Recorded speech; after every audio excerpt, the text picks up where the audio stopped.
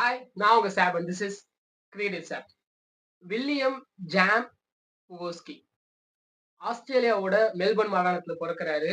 அவரோட அப்பா ஜாம் புலோஸ்கி செர்பியாவை சேர்ந்தவர். மைக்ரேட் ஆகி இங்க வராங்க. ஸோ என்ன விஷயம்னா, புவோஸ்கி இன்னைக்கு 28 வயசுலயே ரிட்டையர்மெண்ட் அறிவிச்சிருக்காரு. யூஸ்வலா மிட் 30ஸ்ல வந்து ஃபாஸ்ட் பவுலர்ஸ் வந்து ரிட்டையர்மெண்ட் அறிவிப்பாங்க. எடுத்துக்காட்டா ட்ரெண்ட் போல்ட் சொல்லலாம், டேல் ஸ்டெய்னர் சொல்லலாம். ஸோ அந்த மாதிரி வந்து எல்லாமே ரிட்டையர்மெண்ட் அறிவிப்பாங்க. பட் ஒரு பேட்ஸ்மேன் ஒரு மிட் 30ஸ்ல வந்து ரிட்டையர்மெண்ட் அறிவிக்கிறதுன்றது ரொம்ப ரேரான விஷயம். ஒரு சிலர் மட்டும் தான் அத பண்ணியிருக்காங்க. போஸ்ட்கி இத பண்ணதுக்கு ரீசன் என்ன அப்படின்னா, concussion issue and mental health issue. Mental health issue means கிரிக்கெட்னால பால் அவரோட தலையில பட்டதுனால அவருக்கு ஏற்பட்ட சின்ன சின்ன மென்டல் டிசார்டர்ஸ்க்காகவும் அவரோட கன்கஷன் நிறைய வாட்டி அவருக்கு நடந்திருக்கு. யூசுவலா ஒரு பிளேயருக்கு வந்து கன்கஷன்ஸ் வந்து 3 வாட்டி 4 வாட்டி அந்த மாதிரிலாம் நடக்கும் அவங்க கெரியர்ல. பட் இவருக்குலாம் வந்து எக்கச்சக்க டைம் நடந்திருக்கு. ஷார்ட் பால்ஸ் இவருக்கு ஒரு மிகப்பெரிய பிரச்சனையாவே இருந்திருக்கு. நிறைய வாட்டி ஒரு கன்கஷன் நடந்திருக்கு. எக்ஸாம்பிளுக்கு சொல்லணும்னா வந்து ஷெஃபீல்டு ஷீல்டுன்னு சொல்லிட்டு ஒரு டோர்னமெண்ட். நம்ம ஊர் ரஞ்சி டிராஃபி மாதிரி.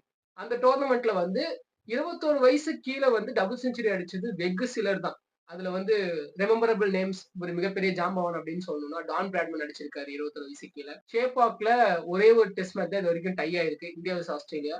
அந்த டெஸ்ட் மேட்ச்ல டபுள் செஞ்சுரி அடிச்சவரு Dean Jones. So Dean Jones, Don Bradman மாதிரி மிகப்பெரிய ஆளுமைகள் வந்து 21 வயசு கீழ செஞ்சுரி அடிச்சிருக்காரு. அந்த அடிச்ச அந்த 9 பேர்ல வந்து புவோஸ்கியும் ஒருத்தர். ஷெஃபீல்டு ஷீல்டு டோர்னமெண்ட்ல வந்து 2 வாட்டி பால் அவர் தலையில படுது. ஒரு வாட்டி வந்து பிலிப் ஹியூஜஸ்க்கு பால் போட்ட சீன் அபோட், இப்போ வந்து கரண்ட் T20 ஃபார்மேட்ல பிளே பண்ணிட்டு இருக்க சீன் அபோட் ஆஸ்திரேலியன் கிரிக்கெட்டர் போட்ட டெலிவரி.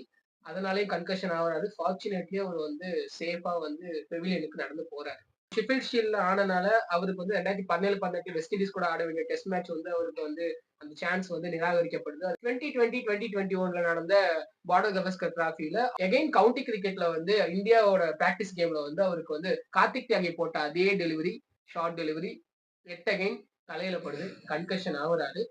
ஸோ அவருக்கு முதல் மேட்ச் மெல்பர்ன்ல ஆட வேண்டிய மேட்சும் வந்து அவருக்கு வந்து சான்ஸ் வந்து புறக்கணிக்கப்படுது. எஸ்சிஜி டெஸ்ட்ல வந்து என்ட்ரி அறிவிக்கிறாரு. ஸோ அவர் ஆடின ஒரே ஒரு இன்டர்நேஷனல் மேட்ச்னா இந்தியாவோட சிட்னில ஆடினாரு. ஒரே ஒரு டெஸ்ட் மேட்ச் தான். அவர் அடிச்ச ரன் பாத்தீங்கன்னா வந்து ஒரு இன்னிங்ஸ்ல வந்து சீப்பா அவுட் ஆயிட்டாரு. ஒரு இன்னிங்ஸ்ல வந்து ஹாஃப் செஞ்சுரி அடிச்சாரு 62.